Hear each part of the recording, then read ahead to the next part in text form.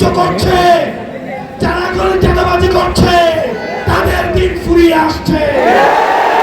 আমাদের এই তরুণ প্রজন্ম যদি ঐক্যবদ্ধ থাকতে পারে, তাহলে দুর্নীতিবাদটা পালানোর জায়গা পাবে না।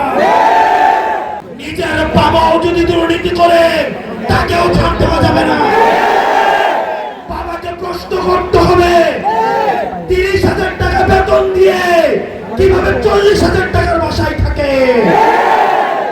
আপনার ঠিকাদার বাবাকে প্রশ্ন করতে হবে, আপনার ব্যবসায়ী বাবাকে প্রশ্ন করতে হবে। নিজের ঘর থেকে শুদ্ধ অভিযান শুরু করতে হবে।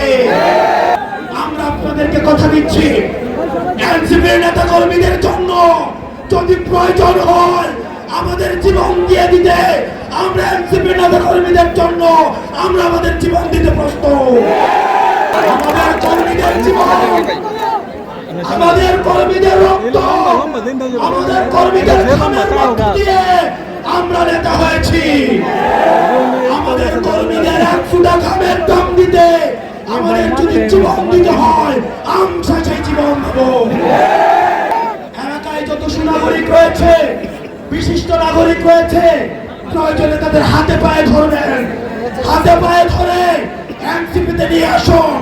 আমরা ভালো মানুষদের নিয়ে আমরা দল করতে চাই। 100 পয়সাওয়ালা চাঁদাবাজ থেকে একজন শিক্ষিত ভালো মানুষ দিয়ে আমাদের দল করবো আমরা। আমাদের লক্ষ লক্ষ কর্মীর প্রয়োজন না, আমাদের লক্ষ লক্ষ দুর্নীতিবাজার কর্মীর প্রয়োজন না।